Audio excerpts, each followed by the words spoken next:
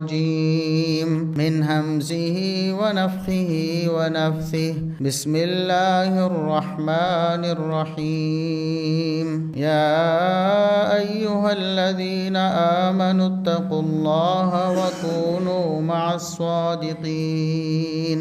معزز سامعین و سامعات، ہر قسم کی حمد و ثنا، تعریف و تمجید، کبریائی، بڑائی، رفعت و عظمت اللہ رب العزت کے لیے جو پوری کائنات کا خالق و مالک ہے۔ بے شمار، لا تعداد، بے حد و حساب درود و سلام پیغمبر آخر الزماں، محسن انسانیت، محسن کائنات جناب محمد الرسول اللہ صلی اللہ علیہ وسلم کی ذات اقدس پر محرم الحرام کا مہینہ اپنے اختتام کی طرف گامزن ہے۔ اللہ رب العزت کی طرف سے 4 خصوصی احترام والے مہینوں میں سے ایک مہینہ محرم ہے۔ اس حوالے سے پہلے کئی دفعہ تفصیل سے بات ہو چکی ہے۔ تو محرم الحرام میں ہمارے ہاں بعض لوگ اسلام کے نام پہ ایسے عقائد و اعمال کا پرچار کرتے ہیں، ایسی فکر پھیلانے کی کوشش کرتے ہیں جو نہ صرف یہ کہ اسلام کی بنیادی تعلیمات کے خلاف ہے، کتاب و سنت کو صریح جھٹلانے کے مترادف ہے، بلکہ وہ محرم الحرام کی جو حرمت ہے اس کے بھی بہت زیادہ منافی ہے۔ اللہ رب العزت نے حکم دیا ہے قرآن کریم میں کہ حرمت والے مہینوں میں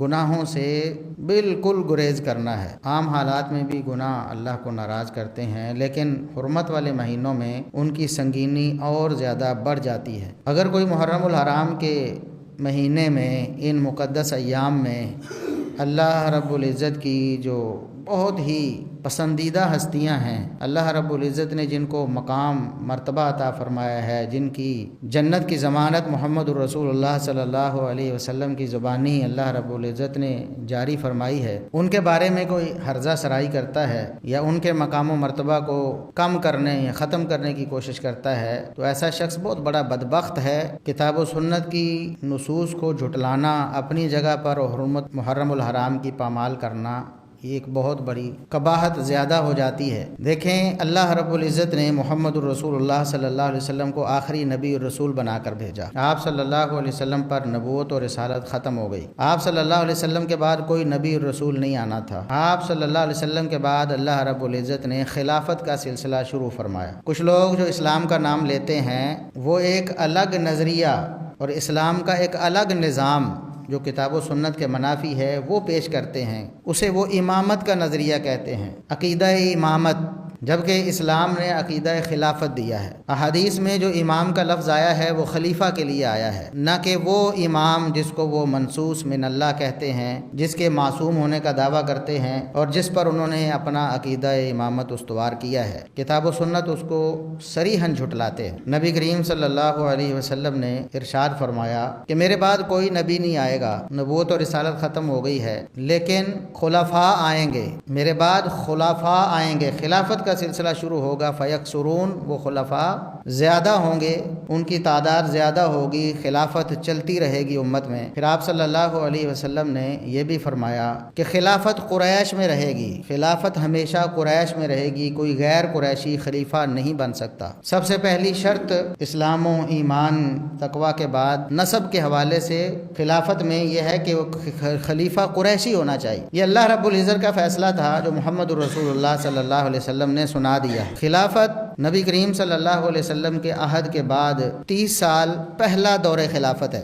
نبی کریم صلی اللہ علیہ وسلم نے ارشاد فرمایا کہ الخلافت بعدی 30 سنہ، سیدنا سفینہ رضی اللہ تعالیٰ عنہ کی حدیث سنن ابی داؤد وغیرہ میں آپ صلی اللہ علیہ وسلم نے فرمایا کہ خلافت کا پہلا دور، یہاں بعض لوگ یہ سمجھتے ہیں کہ خلافت صرف 30 سال تھی، یہ کتاب و سنت کی نصوص سے ان کی ناواقفی کا نتیجہ کہہ سکتے ہیں کہ وہ خلافت کو اصلاً 30 سال کے بعد ختم سمجھتے ہیں، کہ خلافت کسی بھی صورت میں 30 سال کے بعد نہیں تھی، کیونکہ نبی کریم صلی اللہ علیہ وسلم کے دیگر فرامین جو بخاری مسلم میں ہیں وہ بتاتے ہیں کہ خلافت بہت دیر چلے گی۔ آپ صلی اللہ علیہ وسلم نے ارشاد فرمایا کہ میرے بعد خلیفہ ہوں گے، 12 خلیفہ ایسے ہوں گے کہ جن کے دور میں اسلام غالب ہوگا، یکون الاسلام عزیزا الی 12 خلیفتاً، اسلام 12 خلفاء کے عہد تک بہت عروج میں، بہت غلبے میں رہے گا۔ 12 تو آپ صلی اللہ علیہ وسلم نے یہ بتا دیا کہ جن کے دور میں اسلام کا غلبہ بہت زیادہ ہوگا، فتوحات بہت زیادہ ہوں گی، یعنی اس کے بعد بھی خلافت ختم نہیں ہوگی۔ آپ صلی اللہ علیہ وسلم کا یہ فرمان ہی بتا رہا ہے کہ 12 خلفاء تک تو اسلام بہت غالب رہے گا۔ یہ بات تب بھی کہی جا سکتی ہے نا جب خلافت اس کے بعد بھی تھی، فرمایا 12 تک تو یہ حال ہوگا، اسلام کا غلبہ بہت زیادہ ہوگا۔ اسی طرح دوسری حدیث جو میں نے آپ کے سامنے پہلے پیش کی ہے کہ میرے بعد نبوت اور رسالت ختم ہے، خلافت ہوگی اور خلفاء زیادہ ہوں گے۔ اس کے علاوہ بھی دیگر دلائل و شواہد اس بات کی گواہی دیتے ہیں کہ خلافت 30 سال میں بالکل ختم نہیں ہوئی۔ ہاں، خلافت کا پہلا دور وہ 30 سال تک تھا۔ تو نبی کریم صلی اللہ علیہ وسلم کا یہ فرمان بھی بتاتا ہے کہ نبی کریم صلی اللہ علیہ وسلم کے بعد خلافت کا سلسلہ چلے گا، امامت کا نہیں۔ اور آپ صلی اللہ علیہ وسلم نے فرمایا میرے بعد خلافت اور امامت، امام بھی خلیفہ کو ہی کہتے ہیں، وہ قریش میں رہے گی، قریش سے باہر نہیں جائے گی۔ قیامت تک جو بھی مسلمانوں مومنوں کا خلیفہ ہونے کا دعوے دار ہوگا یا لوگ اس کو سمجھیں گے یا کہیں گے کہ یہ خلیفہ ہے، اس کا قریشی ہونا ضروری۔ تو آپ صلی اللہ علیہ وسلم کے بعد خلافت سیدنا ابو بکر صدیق رضی اللہ تعالیٰ عنہ کے پاس آئی، جو خلیفہ بلا فصل ہیں، جو سب سے پہلے خلیفہ ہیں مسلمانوں۔ پھر دوسرے خلیفہ سیدنا عمر فاروق رضی اللہ تعالیٰ عنہ ہیں۔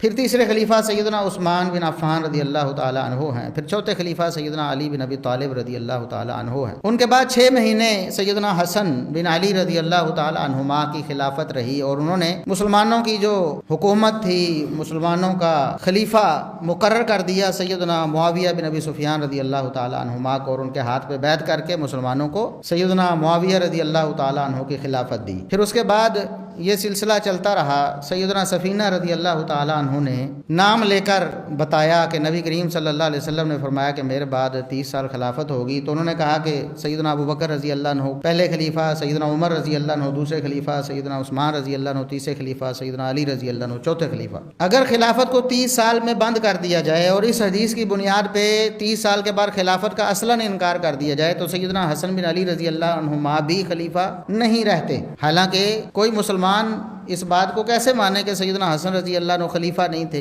تو خلافت بعد میں چلتی رہی، لیکن خلافت کا پہلا دور نبی کریم صلی اللہ علیہ وسلم کے فرمان کے بعد 30 سال چلا۔ اس کے بعد پھر اگلا دور آ گیا، پھر 12 خلفاء تک اسلام بہت غالب رہا۔ اس کے بعد پھر جیسے جیسے نبی کریم صلی اللہ علیہ وسلم کا عہد دور ہوتا گیا، مسلمانوں میں عملی طور پر کوتاہیاں آتی گئیں، تو پھر اسلام کا وہ جو عروج ہے وہ زوال کی طرف آیا۔ اسلامی تاریخ اس حوالے سے ہمیں بتاتی ہے آج تک ہم جو زوال کی طرف جا رہے ہیں اس کا واحد سبب ہمارا کتاب و سنت سے دوری ہے۔ اللہ اور اس کے رسول صلی اللہ علیہ وسلم کے فرامین سے پیچھے ہٹ جانا ہے، ان کو بس پش ڈالنا ہے۔ آج بھی اگر ہم اللہ اور اس کے رسول صلی اللہ علیہ وسلم کے فرامین پر عمل کرنا شروع کر دیں تو اللہ رب العزت نے قرآن میں وعدہ کیا ہے، وعد اللہ الذین آمنوا منکم وعملوا الصالحات لیستخلفنہم فی الارض۔ اللہ رب العزت نے ایمان اور عمل صالح والوں کو یہ وعدہ دیا ہے کہ ان کو زمین میں خلیفہ بنائیں گے، ان کو خلافت دے گا اللہ رب العزت، ان کو غلبہ دے گا اللہ رب العزت، ان کو قوت دے گا اللہ رب العزت۔ اب اگر ہم ہی ایمان اور عمل صالح چھوڑ دیں، بد عملی پر اتر آئیں، بد عقیدگی پر اتر آئیں،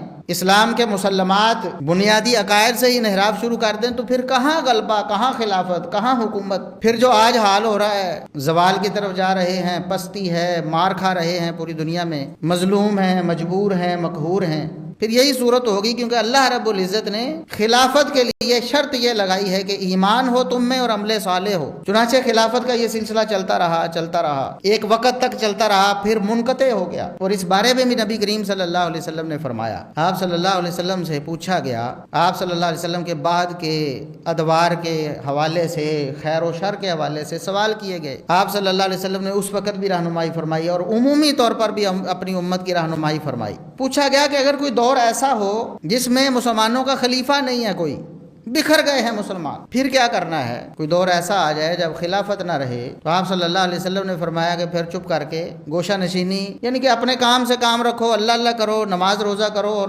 اللہ کے پاس پیش ہو جاؤ، اپنے اعمال اور عقیدے کو درست کر کے اللہ کے پاس چلے جاؤ۔ ہاں، اگر خلیفہ ہے مسلمانوں کا جو کہ پوری دنیا میں ایک ہوتا ہے، خلیفۃ المسلمین جس کو کہتے ہیں، پھر اس کی پیروی، اس کی اطاعت لازم ہے، کتاب و سنت کے موافق جو بھی حکم دے اس کو ماننا فرض ہے تم پر، اور اس کی حکم عدولی کسی بھی صورت جائز نہیں۔ جب تک کتاب و سنت کے موافق حکم دے آپ نے اس کو ماننا ہے۔ ہاں، کتاب و سنت کے خلاف حکم دے تو کسی کی بات بھی نہیں مانی جائے۔ اللہ رب العزت نے ارشاد فرمایا، یا ایھا الذین آمنوا اطیعوا اللہ واطیعوا الرسول واولی الامر منکم۔ ایمان والو، اللہ کی بات مانو، رسول اللہ صلی اللہ علیہ وسلم کی اطاعت کرو، اور اولو الامر جن کے پاس آپ کی خلافت ہے، آپ کا اقتدار ہے، ان کی بات بھی مانو، لیکن اولو الامر جو ہیں، حکمران جو ہیں، ان کی اطاعت کتاب و سنت کے تحت۔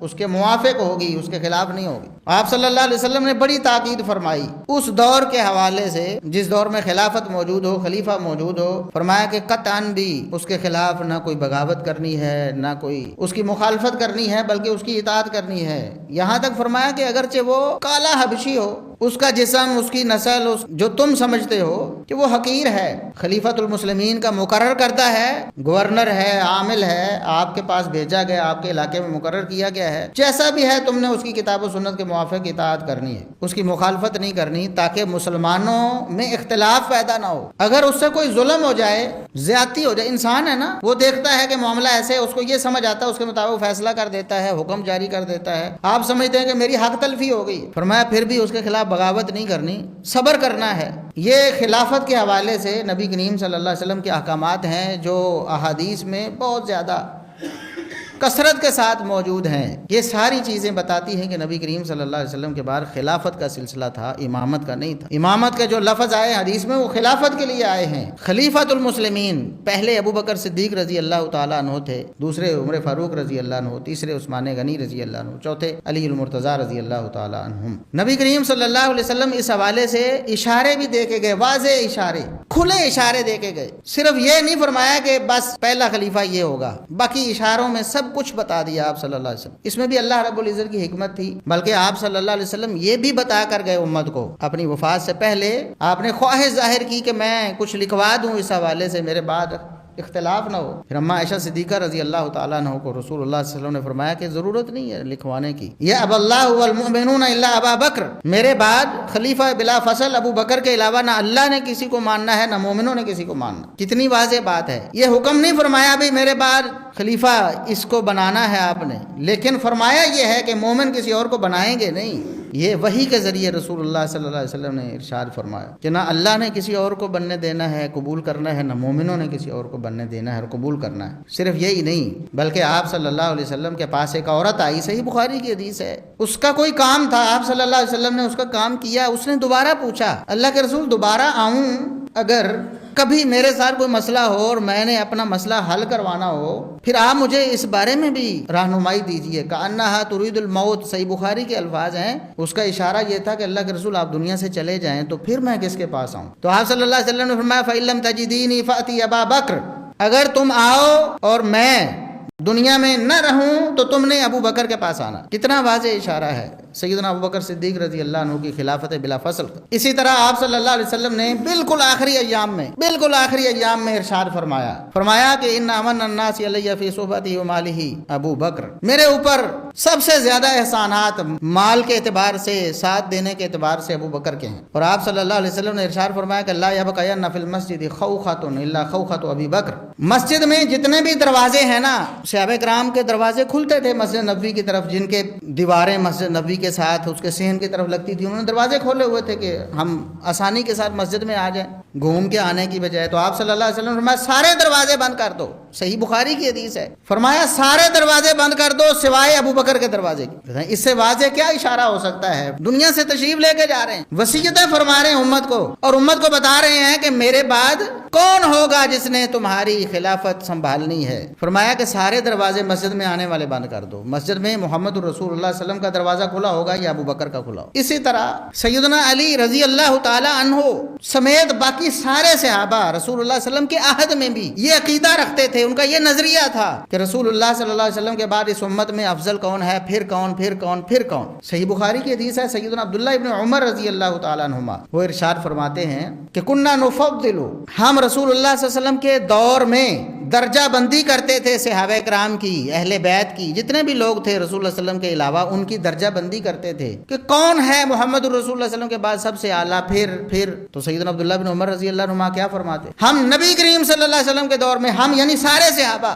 سب سے پہلا نمبر ابو بکر کو دیتے، پھر عمر کو، پھر عثمان کو۔ اور صحابہ یہ کہتے ہوتے تھے کہ بھئی ہم نبی کریم صلی اللہ علیہ وسلم کے دور میں یہ کام کرتے تھے، اگر یہ کام غلط ہوتا تو اللہ رب العزت وحی کر کے بتا دیتا تھا کہ یہ غلط ہے، بھی اس کو روک دیا جائے، نبی اپنے صحابہ کو روک دیں، یہ کام غلط ہے۔ آپ صلی اللہ علیہ وسلم کے علم میں نہیں ہوتا تب بھی اللہ وحی نازل کر دیتا کہ اے نبی آپ کے بعد صحابہ یہ کام کرتے ہیں، ان کو روک دے۔ اور صحابہ یہ کہا کرتے تھے کہ چونکہ ہم یہ کام کرتے تھے رسول اللہ صلی اللہ علیہ وسلم کے دور میں, ہمیں منع نہیں کیا گیا, اس لیے یہ کام اللہ رب العزت کی طرف سے جائز اور درست تھا, ورنہ وہی نازل ہوتی اور ہماری اصلاح ہوتی. تو صحابہ کا عقیدہ کیا ہے؟ محمد الرسول اللہ صلی اللہ علیہ وسلم کے بعد سب سے افضل ہستی ابو بکر ہیں, پھر عمر ہیں, پھر عثمان ہیں, پھر علی رضی اللہ عنہ. اور سیدنا علی رضی اللہ تعالیٰ عنہ کو بھی اس سے اختلاف نہیں تھا, وہ بلکہ حد درجہ اس سے متفق تھے, بلکہ وہ دعوت دیتے تھے اس کی. سیدنا عمر رضی اللہ تعالیٰ عنہ شہید ہوئے اسلام کی خاطر, جب شہید ہوئے تو لوگ جمع ہوئے, اس وقت سیدنا علی رضی اللہ تعالیٰ عنہ اس وقت وہاں اعلان کیا. اس سے پہلے سیدنا عمر رضی اللہ تعالیٰ عنہ جب زخمی تھے تو انہوں نے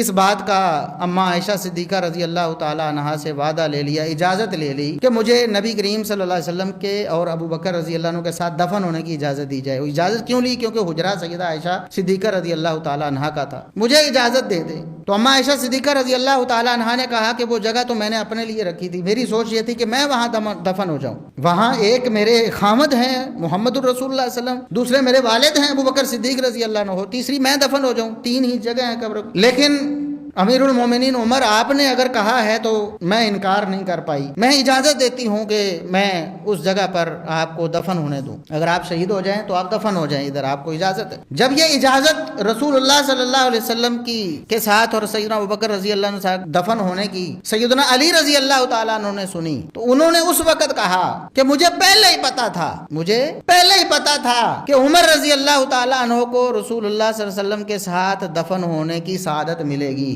اس سے پہلے وہ سعادت ابو بکر رضی اللہ عنہ کو مل چکی تھی. اب مجھے یقین تھا کہ جو جگہ خالی پڑی ہے یہ سیدنا عمر کو ملنی ہے. کیوں؟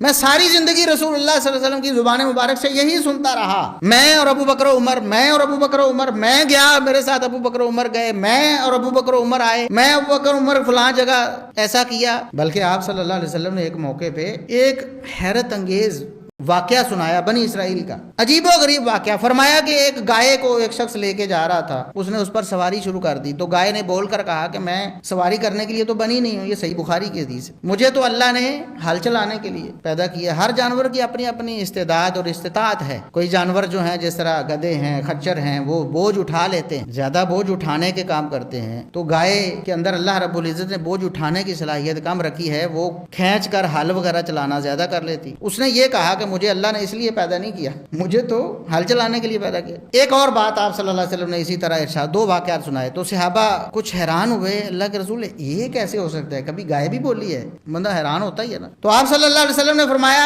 اومن بہ و ابو بکر و عمر, آپ لوگ حیران ہو رہے ہو اور ہچکچا رہے ہو یہ ماننے سے کہ یہ واقعہ کیسے ہوا ہوگا, سن لو میں بھی اس پر ایمان لاتا ہوں اور ابو بکر و عمر بھی ایمان لاتے ہیں. حالانکہ ابو بکر و عمر نے یہ نہیں کہا تھا کہ اللہ کے رسول ہم مانتے ہیں, آپ نے خود اپنی گارنٹی پہ یہ ضمانت دے دی کہ ابو بکر و عمر بھی مانتے ہیں. یہ اس بات کی گواہی علی رضی اللہ عنہ دے رہے ہیں کہ رسول اللہ صلی اللہ علیہ وسلم نے کبھی ابو بکر و عمر کو اپنے سے جدا نہیں کیا, اس لیے مجھے پتا تھا کہ ان کے ساتھ جگہ ابو بکر و عمر کو ملنی ہے. اس سے بڑی اور کیا بڑی اور احادیث موجود ہیں جن میں سیدنا ابو بکر رضی اللہ عنہ کی خلافت بلا فصل کے اشارے موجود ہیں. اسی طرح ان کے بعد سیدنا عمر رضی اللہ عنہ, پھر ان کے بعد سیدنا عثمان رضی اللہ عنہ, پھر ان کے بعد سیدنا علی رضی اللہ عنہ. ایک تو احادیث میں اشارے موجود ہیں جس طرح میں نے کچھ احادیث آپ کے گوش گزار کی ہیں, اور دوسرا صحابہ کرام رضوان اللہ علیہم اجمعین کا اتفاق ہے. پہلے ابو بکر صدیق رضی اللہ عنہ کی خلافت و امامت پہ اتفاق ہوا, اختلاف ہوا وقتی طور پر. انصار اور مہاجرین کہتے تھے, وہ کہتے تھے ہمارے سے خلیفہ, وہ کہتے ہیں ہمارے سے خلیفہ ہوگا. پھر کچھ لوگوں نے کہا کہ 2 خلیفے مقرر کر لیتے ہیں, چلو اختلاف ختم, ایک آپ سے ایک ہم سے. عمر رضی اللہ عنہ نے جب یہ دیکھا کہ یہ تو بہت بڑا فتنہ بن جائے گا, 2 لوگ کیسے خلیفہ بن سکتے ہیں, پھر تو اختلاف ہی رہے گا, خلیفہ تو ایک ہوتا ہے. تو انہوں نے ابو بکر صدیق رضی اللہ عنہ کا ہاتھ بلند کیا, کہا کہ میں ابو بکر کے ہاتھ پہ بیعت کرتا ہوں. پہلے جب اختلاف کر رہے تھے تو ذہن میں یہ بات آ ہی نہیں رہی تھی کہ ابو بکر صدیق رضی اللہ, رسول اللہ صلی اللہ علیہ وسلم فوت ہوئے تھے, معاملات بکھرے ہوئے تھے. جیسے ہی لوگوں نے سنا کہ ابو بکر ان کی بیعت ہو رہی تو سب نے بیعت کر لی, کسی نے اختلاف نہیں کیا. جھوٹی روایتیں ہیں جی فلاں کہ اس نے کہا کہ میں نے بیعت نہیں کرنی, میں نے نہیں کرنی, کوئی ایسا ثابت نہیں. سیدنا علی رضی اللہ عنہ سمیت سب نے بالاتفاق بیعت کی. پھر ابو بکر صدیق رضی اللہ تعالیٰ عنہ فوت ہونے سے پہلے یہ ذمہ داری سیدنا عمر فاروق رضی اللہ عنہ کو دے گئے. ساری امت متفق, سارے صحابہ, سارے اہل بیت متفق ہوئے. پھر سیدنا عمر رضی اللہ عنہ جاتے ہوئے شہادت سے پہلے 6 بندوں کی کمیٹی مقرر کر گئے. یہ 6 لوگ ہیں, یہ جو فیصلہ کریں گے, ان 6 میں سے ہی کسی نے خلیفہ بننا ہے, یہ آپس میں فیصلہ کر لیں گے. اور پھر سیدنا عثمان رضی اللہ تعالیٰ عنہ کا فیصلہ ہو گیا. اور پھر جب سیدنا عثمان رضی اللہ عنہ شہید ہوئے تو سب نے بالاتفاق امت نے سیدنا علی رضی اللہ عنہ کی خلافت پر بیعت کی۔ وقتی طور پر اختلاف ہوتا ہے، لوگوں سوچتے دیکھتے ہیں، لیکن بالآخر سیدنا علی رضی اللہ عنہ کی بیعت پہ اتفاق ہوا اور وہ اتفاقی بیعت تھی۔ پھر ان کے بعد سیدنا حسن رضی اللہ عنہ خلیفہ بنے اور انہوں نے خود یہ خلافت اور امامت سیدنا معاویہ بن ابی سفیان رضی اللہ عنہ کے سپرد کر دی۔ تو اس لیے خلافت کا سلسلہ ہے امت میں، امامت نہیں۔ جو بعض لوگ کہتے ہیں کہ 14 12 یہ امام ہیں ہمارے یہ سلسلے، تو یہ عقیدہ امامت نہیں، عقیدہ خلافت ہے جو ہمیں کتاب و سنت نے دیا ہے۔ اللہ سے دعا ہے کہ اللہ رب العزت ہمیں سمجھنے اور عمل کرنے کی توفیق عطا فرمائے۔ وآخر دعوانا الحمد للہ رب العالمین۔